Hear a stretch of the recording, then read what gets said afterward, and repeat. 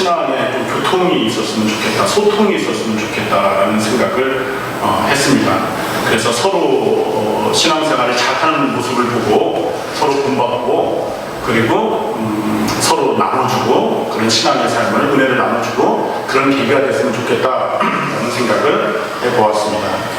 오늘 말씀의 제목이 말세 받아야 할 능력이라는 제목입니다. 말세에 우리가 무엇을 해야 할 것인가? 네, 결론은 나와 있죠. 능력을 받아야 됩니다. 말세의 능력을 받아야 된다. 오늘 읽은 디모데후서는 사도 바울의 마지막 편지입니다. 사도 바울이 감옥에 갇혀서 아들 같은 디모데에게 편지를 하고 있습니다. 그러니까 신약 성경 중에서는 이제 좀 비장한 그런 성경 말씀이라고 생각하시면 됩니다. 사도 바울이 두 번째 로마 감옥에 갇혔습니다. 첫 번째 감옥에 갇혔을 때는 풀려났는데 두 번째 감옥에 갇혔을 때는 사도 바울이 생각할 때 이거 못 풀려나겠구나, 여기서 죽겠구나라는 생각을 했죠. 그래서 이제 디모데 후서를 남겨서 이제 자기 사역을 하는 디모데에게 편지를 합니다. 이게 유언이라고 할 수가 있습니다. 이게 신학의 유언이라고 할 수가 있습니다. 신앙의 이론을 지금 바울이 어떻게 했느냐 하게 되면 1절을 보면 이렇게 이야기하고 있습니다. 너는 이것을 알아야 된다. 이것을 알아야 된다. 내가 알려주고 싶다. 그것은 무엇이냐? 말세에 고통하는 때가 이르를 것이다. 말세에 고통하는 때가 이르를 것이다. 말세라고 하게 되면 세상 끝입니다. 세상 끝이다. 세상 끝입니다. 더 이상 이제 없습니다. 세상이 끝이고 더 이상 없습니다. 예수님께서 승천을 하셨죠. 승천을 하면서 내가 너희들이 하늘로 올라가심을 본 그대로 다시 그대로 오리라 했습니다. 그래서 사람들은 생각할 때 예수님이 금방 올 줄 알았어요.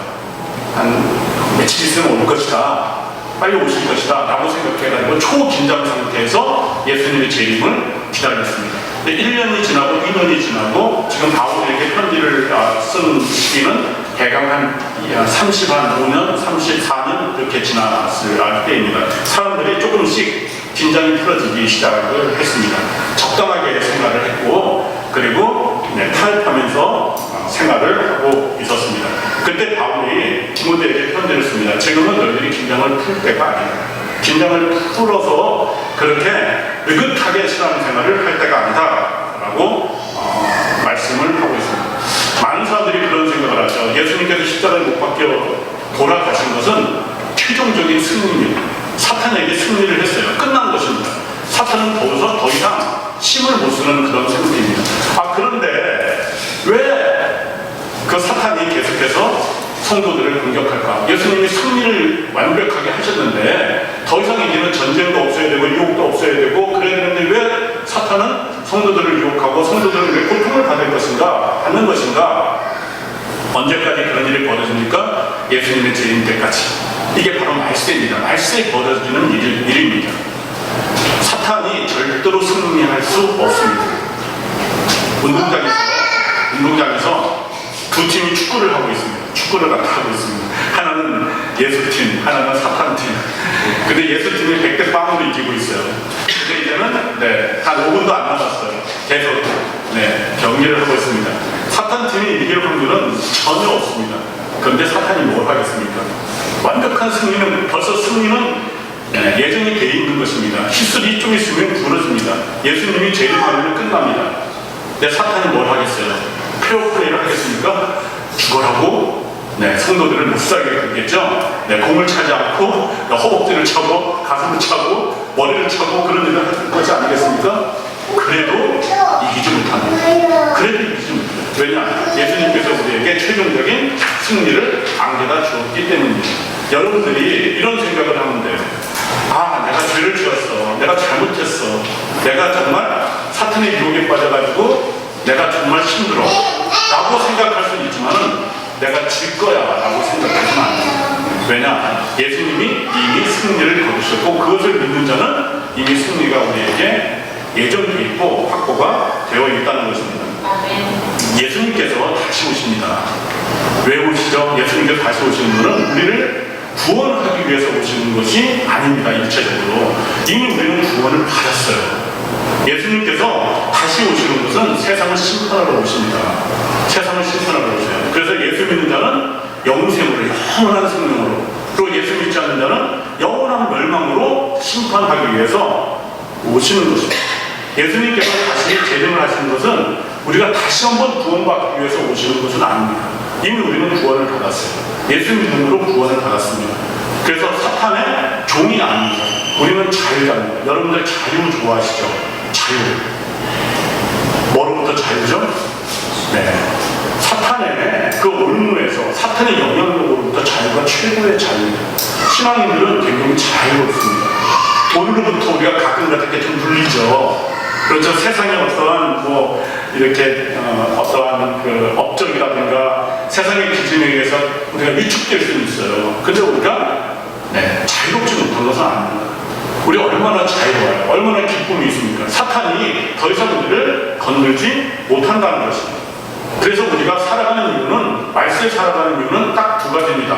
하나는 우리의 믿음, 이미 우리가 주어진 그 구원을 기쁘게 누리면서 우리의 믿음을 계속해서 지켜나가는 것입니다. 예수님께서 재림하실 때까지 얼마나 기뻐요.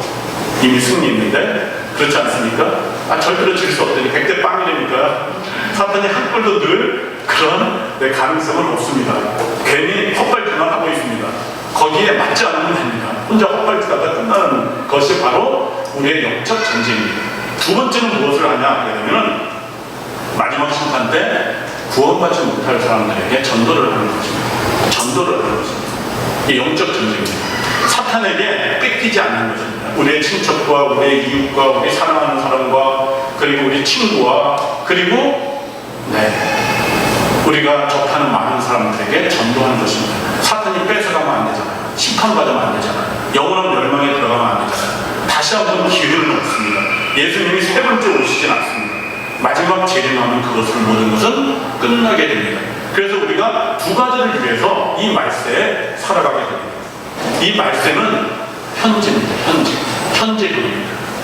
예수님의 초림서부터, 그렇죠. 2000년 전에 예루살렘에 베들레헴에서 오셨을 때, 그때 태어났을 때 초림에서부터 예수님께서 구름을 타고 오실 때까지, 재림 때까지 그 사이가 말세입니다. 우리가 지금 그 사이에 껴 있습니다. 바울이 지금 현재할 때도 그 사이에 껴 있습니다. 현재 진행입니다. 현재 진행되고 있는 그런 상황이라고 우리가 생각을 해야 됩니다. 근데 이 말세에 뭐가 있느냐 하게 되면은 말세에 고통이 있습니다. 말세에 고통이 있습니다. 어떤 고통이냐 하게 되면은 2절서부터 5절까지 사람들이 해가지고 나옵니다. 이 사람들은 제대로 된 사람들은 아닙니다. 일반적인 사람들입니다. 세상 풍조에 빠져있는 일반적인 사람들이 하는 일들이 지금 쫙 있습니다. 제가 하나씩 설교하지 않습니다. 하나씩 하기에는 너무나 많아요. 이게 제가 세어봤더니 사람들이 저지르는 말세의 그 죄악 19가지가 나옵니다. 19가지. 사도 바울이 참 하나씩 이렇게 지적을 한 것 같아요. 이거 지적했을 때는 아마 틀림없이 머리에 떠오르는 사람들이 있었을 것입니다. 하나하나 이렇게 떠오르면서 지적했는데, 이걸 읽을 때 우리가 사랑이라는 것에 초점을 맞추면 됩니다. 2절에 보게 되면 사람들이 자기를 사랑하면 그 밑에 일이 벌어집니다. 돈을 사랑하면 그 밑에 일이 벌어집니다. 그리고 4절에 보게 되면 배신하며 조급하며 자만하며 쾌락을 사랑하면 이렇게 못된 일이, 이렇게 죄악스러운 일이, 잘못된 일이 쫙 벌어진다는 것입니다. 4절에 이렇게 나와 있어요. 배신하며 조급하며 자만하며 쾌락을 사랑하기를 하나님 사랑하는 것보다 더하며. 하나님을 사랑하지 않고 자기를 사랑하고 돈을 사랑하고 쾌락을 사랑하게 되면 고통이 따른다는 것입니다. 사람들이 지금 그런 일을 하고 있다는 것입니다. 이 교회에서도 이런 일이 벌어지고요, 교회 밖에서도 이런 일이 벌어진다는 것입니다. 한마디로 말해서 이러한 그 고통스러운 장면들이 계속 진행되는 것은 왜 그러느냐 하게 되면 하나님과의 관계가 끊어졌기 때문입니다. 또 하나님과의 관계를 우선순위로 하지 않았기 때문입니다. 자기를 사랑하는 사람은 자기를 우선순위로 합니다. 1차가 자기입니다. 납니다. 그리고 2차는 이유, 3차는 하나님. 근데 자기를 사랑하는 사람이 하나님을 절대로 사랑할 수 없습니다. 근데 하나님을 사랑하는 사람은 이웃을 사랑하고 또 자기도 사랑할 수 있습니다. 고슴도치죠. 고슴도치가 어린아이들은 잘 모를 수도 있어요. 저희는 다 알고 있습니다. 고슴도치 이렇게 바늘 이렇게 가시가 삐쭉삐쭉 있잖아요. 그런데 그 안쪽은 부드럽습니다. 안쪽은 살이에요. 털이에요. 부드럽습니다. 근데 밖은 날카로워요. 다 찔러버려요. 자기를 사랑하는 사람이 바로 이렇습니다. 절대로 자기를 사랑하는 사람이 남을 사랑하지 않습니다. 하나님 사랑하는 사람이 자신도 사랑하고 이웃도 사랑할 수 있어요. 오늘 보게 되면 4절에 그렇게 나와 있지 않습니까? 하나님 사랑하는 것보다 더하며. 그렇기 때문에 이런 일들이 벌어집니다. 거기 보게 되면 여러분들 하나씩 한번 읽어보십시오. 2절서부터 읽어보게 되면 자기를 사랑하며 우리 한번 읽어볼까요? 같이 여러 가지 바울이 이렇게 정해주는데 하나씩 생각하면서 한번 2절에서부터 5절까지 다시 한번 읽어보겠습니다. 시작. 사람들이 자기를 사랑하며 오를 사랑하며 자랑하며 교만하며 비방하며 부모를 거역하며 감사하지 아니하며 거룩하지 아니하며 무정하며 원통함을 끌지 아니하며 모함하며 절제하지 못하며 사랑하며 선한 것을 좋아하지 아니하며 배신하며 조급하며 자만하며 쾌락을 사랑하기를 하나님 사랑하는 것보다 더하며 경건의 모양은 있으나 경건의 능력은 유인하는 자니 이 같은 자에게서 내가 돌아서라. 사람들이 그렇습니다. 근데 문제는 사람들이 이것을 자기만 하는 것이 아니라 다른 사람에게도 영향력을 끼친다는 것입니다. 너도 같이 하자. 이거 좋아. 이게 굉장히 짜릿해. 이렇게 사는 거야 하고 영향력을 행사를 한다는 거예요. 그럴 때 우리 성도들이 거기에 이렇게 빠져들어가기 시작한다는 것입니다. 그래서 말세에 고통을 당한다는 거예요. 이런 일을 갖다 하고 있는 자신을 인식하지 못하고 깨닫지 못하고 감각도 없고 그렇게 그대로 한다는 것입니다. 그 예가 있습니다. 6절과 7절의 예가 있습니다. 제가 6절, 7절 같이 한번 읽어볼까요? 시작. 그들 중에 남의 집에 가만히 들어가 어리석은 여자를 유인하는 자들이 있으니 그 여자는 죄를 중이시고 여러 가지 욕심에 끌림받여 항상 배우나 끝내 진리의 지식에 이를 수 없습니다. 이런 사람들이 남의 집에 가만히 들어가서 어리석은 여자를 유인을 합니다. 그래가지고 이러한 죄를 짓게 만든다는 것입니다. 그래서 고통스럽게 만든다는 것입니다. 우리 남자 성도들이 있는데 그래 어리석은 여자야. 이거는 그냥 일반적인 것입니다. 어리석은 사람들은 약한 자라는 뜻입니다. 그리고 작은 자라는 뜻입니다. 이런 자들을 유혹해낸다는 것입니다. 왜냐? 그런 사람들이 왜 유혹을 받냐면은 죄를 중이주고 여러 가지 욕심에 끌림받아요. 욕심이 있어서 그대로 거기에 빠져든다는 것입니다. 이 이단에 빠져드는 사람들은 욕심이 있는 사람이에요. 자기들만 특별한 진리를 얻고자 하는 사람이에요. 남은 못 가도 자기들만 하늘나라에 선택받아서 가려고 하는 사람이에요. 이 욕심에 끌기, 어리석은 자입니다. 욕심에 끌기. 그리고 7절에 보게 되면 항상 배우나 끝내 진리의 지식에 이를 수 없는 배우는데 제대로 배우지 못하고 엉터리를 배우는 거죠. 자기 멋대로 배우는 하나님 말씀을 배우지 않고 세상 경험을 배우고 세상 것을 갖다 배우기 때문에 진리에 이를 수 없습니다. 교회에서도 마찬가지입니다. 교회에서도 이런 사람들이 이 유혹의 대상이 되는 것입니다. 유혹에 빠지게 된다는 것입니다. 그래서 고통스럽게 된다는 것입니다. 우리가 신앙생활을 잘하려면 나도 잘못되면 안 되겠지만 그런 유혹에 내가 빠져들어가서는 안 된다는 것입니다. 이 고통이라는 것이 헬라어에서는 그 야생동물들이 멧돼지막 이런 것들이 요음하게 막 이렇게 달려들어서 유혹하는 상태, 그걸 갖다 고통이라고 합니다. 또 이런 단어를 넣습니다. 그 비바람이 막 크게 파도가 쳐가지고 물결이 막 거세게 있는 바다에도 이렇게 비유를 합니다. 막 이런 그 야생동물이 막 우리를 잡아먹으려고 막 파도가 막 치게 되면 우리는 굉장히 두려움에 빠집니다. 그리고 약할 수밖에 없습니다. 피할 수밖에 없습니다. 우리가 막 그렇게 거대하게 다가오는 이런 유혹에 빠져들 수밖에 없습니다. 어느 날 비바람이 불고 파도가 엄청 쳤습니다. 그래서 물결이 막 일어났어요. 그래서 파도가 막 바람을 타고 해안으로 막 가기 시작합니다. 물결을 보고서 야 물결들아 다 모여라 우리 막 밀고 들어가자. 그래가지고 뭐 나왔습니까? 한 10분 정도 골랐어요. 막 그래서 해안으로 막 파도가 엄청나게 치고 막 밀고 들어갑니다. 우리 해안으로 가서 다 쓸어버리자 막 갔는데 거기 조그만 바위가 이렇게 하나 있었어요. 네, 조그만 바위가 이렇게 있었어요. 바위가 이렇게 대답을 했습니다. 난 안 갈래. 난 안 갈래. 너는 그래? 이 조그만 게 너 말 안 들으면 너까지 확 쓸어버린다. 그래. 한번 쓸어봐. 내가 이렇게 조그맣게 보이지만 내 밑에는 엄청난 바위가 있어. 엄청난 바위가 있어. 그 바위가 날 붙잡아줄 거야. 그래서 나는 너한테 쓸려가지 않을 거야.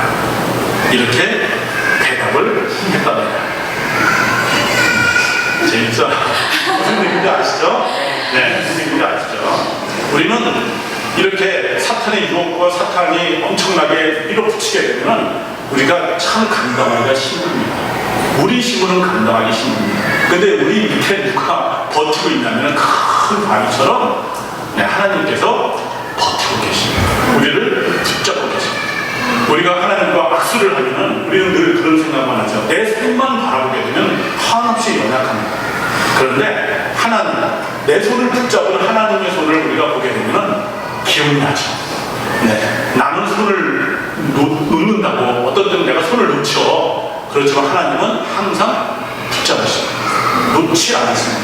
이런 자신감과 이런 믿음이 있어요. 내가 이렇게 행하면은, 내가 이렇게 망가지게 되면 하나님께서 손을 놓을 거야. 절대로 그렇게 생각하지 마십시오. 그렇게 좌절하지 마십시오. 하나님은 여전히 붙들고 영적 싸움에서 우리에게 승리를 안겨다 주시리라 믿습니다. 아멘. 요한일서 5장 4절에 성경 말씀이 이렇게 되어 있습니다. 같이 한번 읽어볼까요? 시작. 대저. 네, 성경 말씀 없나요? 없나요?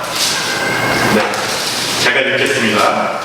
대저 하나님께로서 난 자마다 세상을 이기느니라. 세상을 이김은 이것이니 우리의 믿음입니다. 네.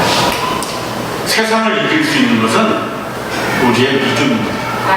하나님과 함께하는, 하나님께서 우리를 지켜주신다는 믿음입니다. 여러분들이 걸을 때 혼자 걷지 않습니다. 하나님께서 동행하십니다. 이런 믿음을 항상 가져야 돼요. 그렇지 않으면 힘듭니다. 제가 늘 말씀드리는 게 있어요. 혼자 서 있으면 위험합니다.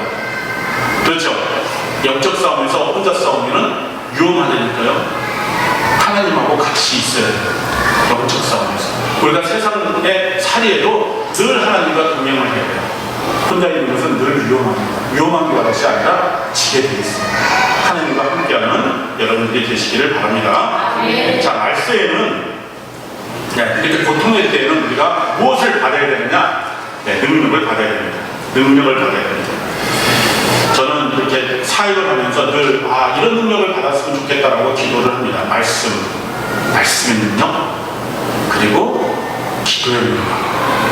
말씀의 능력 중에서도 말씀을 잘 깨달을 수 있는 능력, 말씀을 잘 깨달을 수 있는 능력. 제가 잘못 깨달으면 잘못 전달이 되잖아요. 그러니까 하나님께서 예수님께서 하시고자 하는 그 말씀, 예수님께서 지금 계셨으면은 하시고자 하는 그 말씀, 그 말씀을 내가 깨달았으면 참 좋겠다. 내 경험, 내 자랑 이런 걸 다 빼버리고, 또 기도의 능력이라는 거 있잖아요. 기도하면은 이루어지는 그 능력, 그런 능력을 좀 받았으면 좋겠다. 이렇게 늘 생각을 하고 있는데, 오늘 말씀을 읽어보니까 이런 말씀이 있어요. 5절에 자, 이런 사람들은 경건의 모양은 있으나 경건의 능력은 부인하는 자는 경건의 능력이라는 게 있어요. 경건의 능력. 우리가 거룩하게 지금 옷을 잘 차려입고, 그리고 성경을 탁 끼고 소사벌 여기 쫙 한번 다니는 사람들이 경건하다고 30년 전에는 봤죠. 지금은 사람들이 별로 경건하다고 생각하지 않는데 옛날에는 예수 믿는 사람들 경건하다고 봤을 때 있었습니다. 야, 저 사람 경건하구나. 저 사람 거룩하구나. 이렇게 봤을 때가 있습니다. 지금도 좀 그렇게 보는 경향이 많죠. 그런데 이런 모양에다가 무엇이 있어야 되냐면 능력이 있어야 된다는 것입니다. 능력. 힘입니다. 힘이 있어야 돼요. 신앙인은 힘이 있어야 돼요. 힘없는 그리고 아무런 형체가 없는 그런 것을 우리가 뭐라고 부르냐면 유령이라고 합니다. 유령처럼 다니서는 안 돼요. 유령처럼 아무 힘도 없잖아요. 유령처럼 다니는 비 올 때 강아지가 돌아다니죠. 힘 없잖아요. 비실비실하게 돌아다니고 비 맞은 개처럼. 강아지 키우시는 분들은 저도 비 맞은 개처럼 이렇게 돌아다니면 힘이 없습니다. 힘이 없어요. 근데 성도들은 힘이 있어야 됩니다. 이 말씀을 이 다른 번역 성경으로 하게 되면 이렇게 되어 있어요. 겉으로는 종교 생활을 하는 듯이 보이겠지만 종교의 힘을 부인하는 자입니다. 네, 신앙의 힘을 부인하는 자입니다. 겉으로는 신앙인처럼 생활을 하고 있지만 신앙인의 힘을 부인한다. 신앙인의 능력을 부인한다. 신앙인이 능력이 있습니다. 기도하면 낫잖아요. 기도하면 응답이 되지 않습니까? 말씀을 읽으면은 힘이 있잖아요. 말씀을 전할 때 힘이 있잖아요. 전도하는 힘이 있잖아요. 신앙인들은 힘이 있어야 됩니다.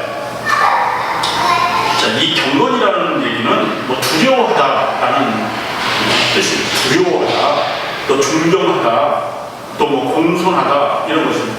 우리가 하나님 앞에 예배 드릴 때 두려움이 있습니다. 두려움이 있어요.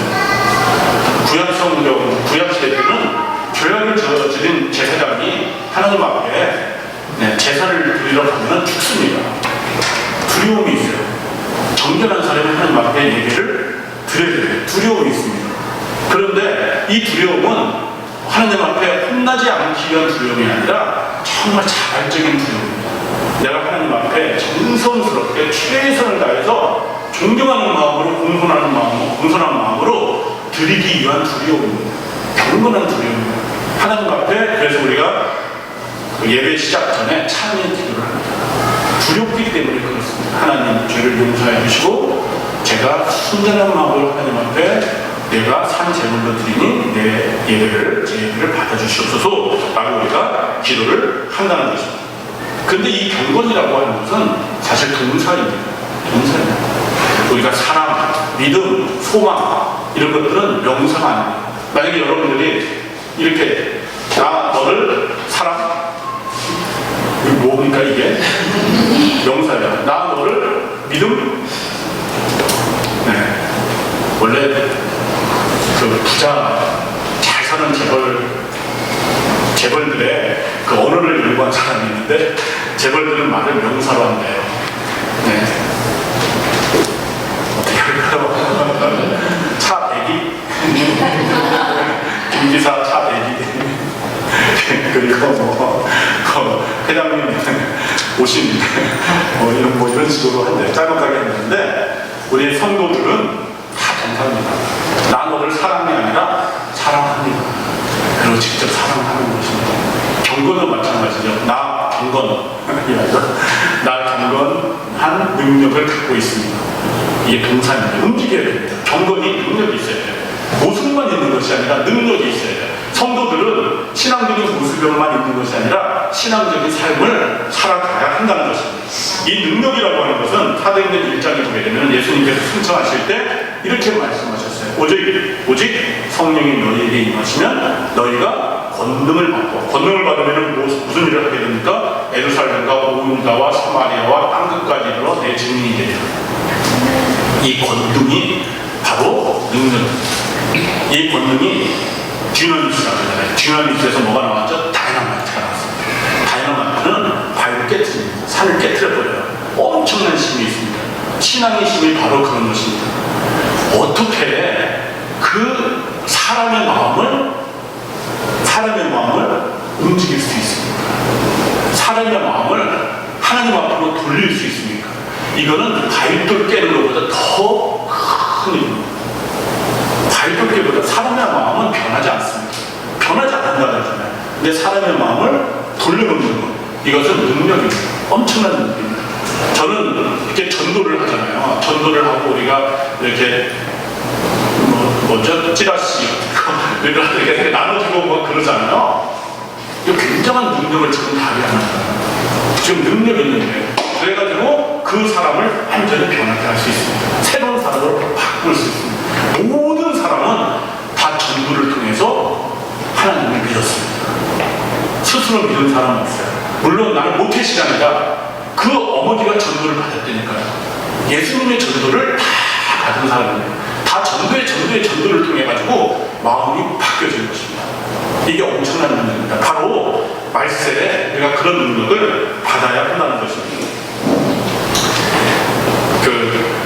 웰즈라는 사람이 단편 소설을 하나 쓴 것이 있습니다. 대주교의 죽음. 대주교는 누구냐 하면 카톨릭에서 주교가 있습니다. 한 관고를 갖다가 예를 들면 주교 정도면은 그 평택보다 더 큰 한 경기도 지역 정도, 우리나라에서도 카톨릭에서 주교가 몇 명 안 되잖아요. 큰 지역의 신앙인들의 신앙을 다 담당. 대주교는 그보다 더 높아요. 대주교에 추기경이 있고 추기경 위에 교황이 있습니다. 그런데 이 대주교가 지체 높은 대주교가 어느 날 밤에 습관처럼 성당에 들어가서 기도를 드리고 있었답니다. 근데 그날 갑자기 눈앞에 환하게 화려지더니 빛이 비치기 시작을 했습니다. 그리고 신비한 음성이 들렸습니다. 내가 내 기도를 듣고 있다. 그래, 무슨 일이냐? 하는 소리 같습니다. 내가 내 기도를 듣고 있다. 그래, 무슨 일이냐? 근데 대주교가 그 소리를 듣고서 신랑을 맞고 죽었대요. 왜 죽었을까요? 평생 그냥 습관처럼 기도를 했습니다. 아무 의미 없이 그냥 기도를 했습니다. 가면 그냥 정한 시간에 그냥 앵무새처럼 기도를 했습니다. 근데 응답이 된 것입니다. 응답이 됐습니다. 응답이 됐어요. 기도의 능력을 발휘한 것입니다. 근데 이 기도의 능력을 이 사람은 인정을 할 수도 없고 바라지도 않고 기대하지도 않았다는 것입니다. 하나님이 나타나셨어요. 그래, 무슨 일이야? 다 듣고 있어요. 우리는 기도를 하면 하나님께서 들으십니다. 들으세요. 응답하세요. 습관처럼 기도하는 것이 아니라, 기대하지 않는 것이 아니라, 우리가 기도하면 어떻게 되죠? 기도하면 기다리고 기대해야 됩니다. 기다리고 기대해야 됩니다. 하나님께서 응답하십니다. 제가 좋아하는 작가 중에서 이렇게 글을 쓰신 분 중에서 헨리 나우엔이라는 분이 1년 전에 이분이 이제 어디서 갔냐면 이제 장애인 시설에 살았어요. 하버드대 교수를 하다가 장애인들이 편지를 보내서 초청을 했어요. 우리 함께 사십시다. 당신 사는 거 보니까 스트레스 쌓이는 것 같고 우리 함께 삽시다. 그래서 가서 살아요. 그래서 방을 내줍니다. 그래가지고 거기서 열심히 그 사람들하고 공동체 생활을 했습니다. 그런데 이 사람들이 무슨 생각을 하냐면은 아깝다. 우리만 이 헨리 나우엔의 이야기를 듣기에는 아깝다. 아까워. 그래서 1년간 휴가를 줍니다. 1년간 돌아다니시면서 글을 쓰십시오. 그래서 그 글을 출판을 해서 모든 사람이 같이 공유했으면 좋겠습니다. 근데 이분이 1년간 여행을 해가지고 책을 씁니다. 이분이 쓴 책이 안식의 여정이라는 책입니다. 안식의 여정이라는 책인데 거기서 이런 얘기가 나옵니다. 나는 사제인데 성직자인데 기도를 해야 되지만 기도는 나에게 너무 무미건조하고 어둡다. 기도에 어떤 활력이 나는 참 없다. 열정도 없고 감동도 없고 그래서 내 자신의 그 모습을 보면 내가 참 그러면서 이런 얘기를 합니다. 그렇지만 한 가지 확신입니다. 한 가지 확신은 무엇이냐면은 성령께서는 그렇지 않다. 이게 무슨 얘기냐면은 로마서 8장에 보게 되면 우리가 마땅히 빌바를 알지 못하나 성령께서는 말할 수 없는 탄식으로 우리를 위해서 간구하시니라. 우리가 어떻게 기도할지 알지 못하지만 성령께서는 말할 수 없는 탄식으로 우리를 위해서 간구하십니다. 하나님께 간구한다는 성령께서는 그렇지 않아요. 나는 무미건조하고 나는 능력이 없고 나는 시심이 없고 나는 캄캄하지만 기도할 때 성령께서는 그렇지 않다. 여러분들 이런 확신이 있어야 돼요. 능력은 내가 갖는 게 능력이 아니라 성령께서 주시는 능력입니다. 여러분들이 경건하지 못합니까? 그러면 경건의 능력을 달라고 하십시오. 기도의 능력을 달라고 하십시오. 말씀의 능력을 달라고 하십시오. 하나님께서 주십니다. 그리고 우리가 마땅히 빌바를 알지 못할 때 성령께서 우리를 위해서 대신 강구를 줍니다. 하나님께서 같이 하시면 되니까요. 동행하시면 되니까요. 옆에서 기도로 도와주시면 되니까요. 우리가 어떻게 질 수 있습니까? 절망할 수가 없는 것입니다. 저는 이제 말씀을 거의 마치면서 여러분들에게 좀 두 가지 본문을 하고 싶습니다. 한 가지는 이 경건, 신앙의 능력은 한탄 기회가 아닙니다. 한 번에 받는 것이 아닙니다. 이런 생각을 여러분들이 하시기 바랍니다. 경건이라는 것은 연습입니다. 늘 연습입니다. 늘 연습입니다. 늘 습관처럼 정기적으로 해야 됩니다. 그럴 때 능력이 베풀어집니다. 하나님께서 그때 응답을 하십니다. 한 번 가서 응답을 하는 것이 아니라 여러분들이 신앙생활하는 과정에서 하나님께서 여러분들을 도와주신다는 것입니다. 디모데전서 4장 8절에는 이렇게 나와 있습니다. 육체의 연습은 약간의 유익이 있습니다. 그렇지만 경건은 범사에 유익합니다. 같이 한번 읽어보겠습니다. 시작. 육체의 연습은 약간의 유익이 있으나 경건은 범사에 유익하니 금생과 재생의 약속이 있습니다. 경건의 연습, 육체의 연습은 약간의 유익이 있지만 경건의 연습을 하게 되면 범사에 유익하고 금생과 내생의 약속이 있습니다. 연습은 체육관에서 연습하듯이 우리의 신앙도 연습을 해야 됩니다. 제가 두 명의 우리 신앙의 운동선수를 보여드리겠습니다. 위에 있는 사람 누구죠? 현정환 옆에 서브 넣는 사람. 이거 모르시는군요. 최근에 책을 하나 썼습니다. 네?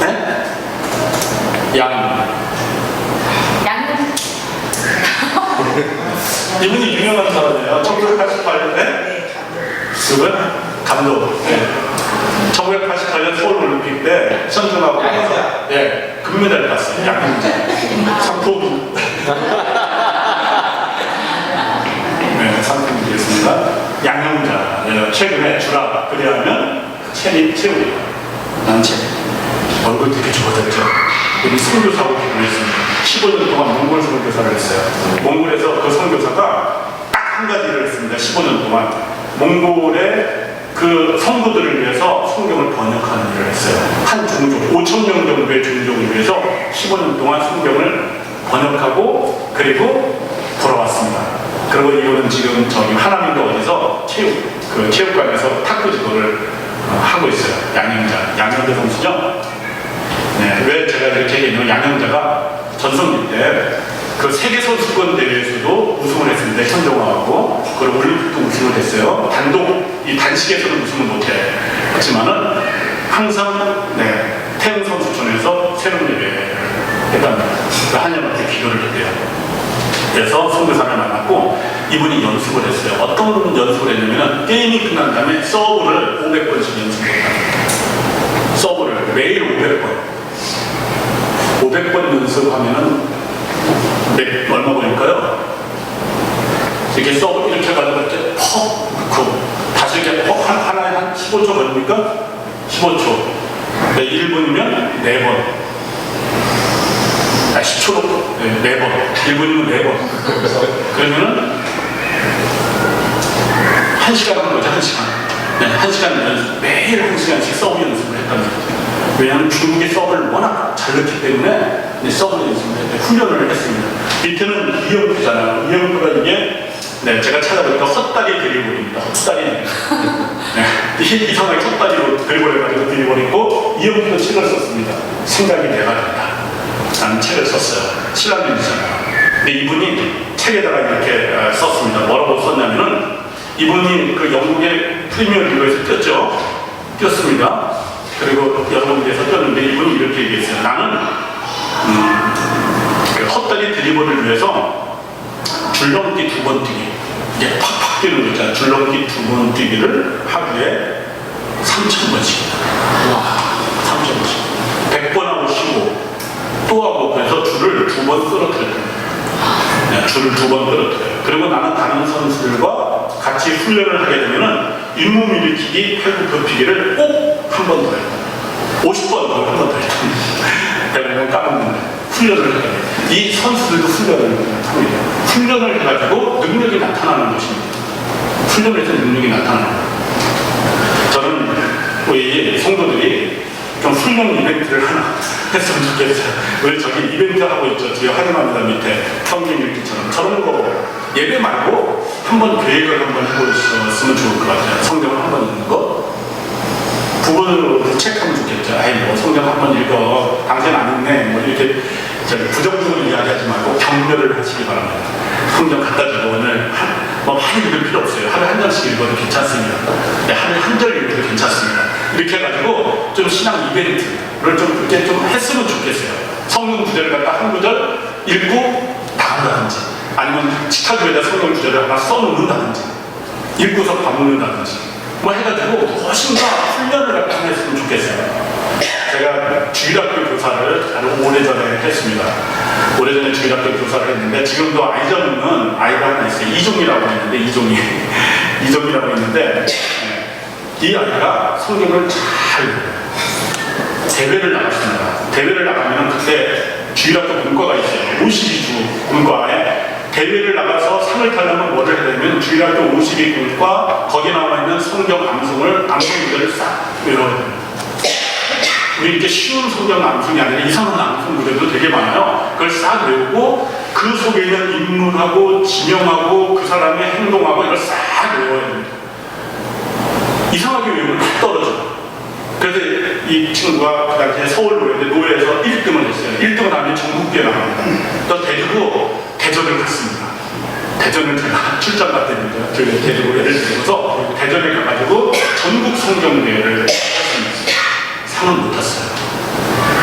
이 성경 문제를 내는 사람들이 아주 그 약점을 내더라고요. 얘가 하거든요. 선생님 저 가론유다 맞췄어요. 가론유다가 아니라 가룟유다. 선생님 저 유황 맞췄어요. 유황이 아니라 황금 유황 몰약이 아니라 유향입니다. 그렇죠? 그래서 상을 못 탔어요. 그래서 이제 좌우지간에 데리고서 집에 왔습니다. 그래서 어머니 집사님한테 물어봤어요. 종이가 성경을 참 잘해 보여요. 종이가 머리가 좋은가 봐요. 똑똑하네요. 근데 어머니가 얘기해 줬습니다. 그게 아니라요. 저희가 어릴 때부터 성경 문제를 배우면 제가 초콜릿 사탕 이런 걸 하나씩 줬습니다. 그래서 초콜릿 사탕 그러니까 얘가 성경을 갖다가 그거 얻어먹기 위해서 성경을 바짝바짝 그러니까 이렇게 막 늘어난 성경 50 이게 쫙 외운다니까요. 외우고 거기 지명으로 쫙 외우고 이런 것을 갖다가 하더라고요. 여러분들도 자녀들 키우잖아요. 네, 자녀들의 연습을 시키세요. 사탕이 아니라 뭘 줘도 부족함이 없습니다. 자녀들이 들어와서 찬송을 하게 되면 뭐 하나 주세요. 성경 말씀을 읽으면 뭐 하나 주세요. 소리쳐서 읽으면 기도하고 뭔가 이렇게 하게 되면 주세요. 그러면 아이들이 신앙의 훈련이 됩니다. 그 아이들이 계속 축적이 된다고 생각을 해보세요. 능력을 받아요. 이 말씀이 능력이 됩니다. 말씀이 인내를 할 수 있는 능력도 돼요. 곤란할 때 그 말씀이 생각이 나요. 그 말씀으로 하나님의 역사를 이룰 수 있는 그 아이들이 된다는 것입니다. 여러분들이 먼저 하세요. 아이들이 봅니다. 그리고 따라합니다. 그리고 능력을 받아야 합니다. 두 번째로 제가 말씀드리고 싶은 거는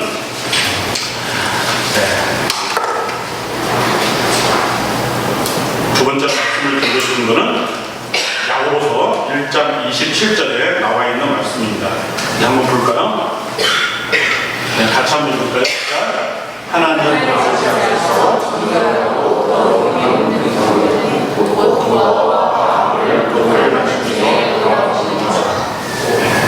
좀 자비로운 삶을 사는 거, 하나님 앞에서 정결하고 더러움이 있는 것은 고아와 바울을 꼭 활용해서 돌아보는 것이라. 이 자비로운 삶을 사는 것, 이게 사실은 능력을 자꾸만 개발하고 능력을 발휘하는 데 도움이 됩니다. 제가 그 승려들이 수련 기간, 행자 시설이라고 그러죠. 행자 시절 노 스승한테 이렇게 배우는 그걸 이렇게 적어놓은 거를 이렇게 본 적이 있습니다. 그 적어놓은 글 중에서 이런 것이 있어요. 노 스승이 이런 얘기를 했답니다. 너는 이게 공통적으로 적어놓은 것이죠. 이 세상이 없는 것처럼 살아라. 중생들에게 시간을 다 내어주라. 이런 얘기를 합니다. 시간을 다 내어주고 이 세상에서 집착하지 마라. 이런 얘기를 한다면 이 경건이라고 하는 것은 시브리어로 자비로운 이런 뜻도 있습니다. 중세시대 유대인들이 핍박을 당할 때도 자기 재산의 10분의 1을 가난한 사람들에게 나눠줬다. 없는 상황 속에서 나눠줬다는 거예요. 왜냐하면 이 사람들이 10분의 1을 나눠주게 되면 하나님께서 채워주신다. 나는 그 말라기 말씀을 믿었다는 것입니다. 그래서 나눠줬다는 것입니다. 지금도 제가 알기에는 유대인들이 나눠주죠? 네, 나눠줍니다. 그 유럽 사람들도 나눠주더라고요. 기독교인들도 그날 가게를 하다가 못한 것 있으면 그냥 바깥에 다 꺼내놓지 않습니까? 6시가 되면은 거의 다 한 5분 전 되면은 못판 빵 같은 거 다 밖에다 꺼내놓습니다. 그래서 사람들이 주워가죠. 근데 일반 사람들은 주워가지 않습니다. 우리 같으면 막 갖다가 뛰어들 텐데 일반 사람들은 가져가지 않고 없는 사람, 그리고 가난한 사람, 이런 사람, 집시 같은 사람들이 챙겨가지고 갑니다. 그런 걸 볼 수가 있습니다. 그런 걸 하면서 이 사람들이 신앙의 생활이 점점 깊어지는 거예요. 저는 요새 이렇게 구절 중에서, 성경 구절 중에서 이 말씀, 야고보서 2장 13절에 나와 있는 말씀인데, 근술은 심판을 이기고 자랑하느니라. 이 말씀이 계속 묵상이 됩니다. 긍휼은 심판을 이기고 자랑하느니라. 세상 마지막에 심판을 이길 수 있는 방법이 뭘까? 우리는 이렇게 다른 걸 많이 생각을 하잖아요. 근데 긍휼함입니다. 다른 사람들을 불쌍히 여기는 마음, 다른 사람들에게 자비를 베푸는 마음 한번 해보십시오. 이렇게 줘보십시오. 이렇게 자꾸만 돌봐주고 주고 그리고 살펴주고 무엇인가 이렇게 자비로운 행동을 자꾸만 해보십시오. 하나님께서 나에게 힘을 주십니다. 나에게 뜨뜻한 마음을 주십니다. 넉넉한 마음과 풍요로운 마음을 주십니다. 이게 바로 능력입니다. 그게 바로 다른 능력이 아니라 그게 바로 능력입니다. 점점 깊어집니다. 그런 사람이 하나님의 사랑을 받는 것입니다. 자, 말씀을 정리하겠습니다. 말세는 사실 고통의 때입니다. 고통의 때입니다. 이 사탄 마귀가 우리를 넘어뜨립니다. 또 우리의 욕심에 따라서 우리가 돈을 사랑하고 자기를 사랑하고 쾌락을 사랑하고 하나님 사랑하기보다 더함으로 말미암아 우리가 고통을 겪습니다. 그런 영향의 세상 풍조 속에서 우리가 살아가고 있습니다. 그때 우리가 무엇을 해야 되느냐 하게 되면 이런 자들에게서 돌아서야 됩니다. 그리고 하나님으로부터 능력을 공부를 받아야 됩니다. 능력을 공부받기 위해서 우리가 부지런히 신앙의 훈련을 하십시오. 꼭 하십시오. 예배 드리는 거 말고 딱 떠오르는 거, 지금 틀림없이 떠오르는 게 있을 거예요. 떠오르는 걸 하십시오. 그리고 하나씩 하나씩 더 하십시오. 그리고 자녀들도 그렇게 키우시기 바랍니다. 그리고 이건 나를 위해서만이 아니라 밖으로 다른 사람들에게 자비를 베풀어 주십시오. 돌봐주십시오. 그리고 사랑하십시오. 그리고 그 사람을 불쌍히 여기십시오. 그럼 긍휼은 심판을 이기고 자랑할 수 있는 그런 것이 될 줄 믿습니다. 같이 기도하시겠습니다. 하나님 아버지에 감사를 드립니다. 말세에 우리가 살고 있지만 하나님을 믿음으로 승리하기를 간절히 기도드립니다. 하나님 우리에게 능력을 허락하여 주시옵소서. 우리에게 기도하게 하여 주시고 기도할 때 하나님께서 능력을 허락하여 주시옵소서. 말씀을 읽을 때 말씀의 능력을 허락하여 주시옵소서. 우리가 경건하게 다른 사람들을 돌볼 때 하나님께서 능력을 허락하여 주셔서 풍성한 은혜를 허락하여 주시옵소서. 축복하여 주시옵소서. 이 모든 말씀 예수님 이름으로 기도했습니다. 아멘. 다 같이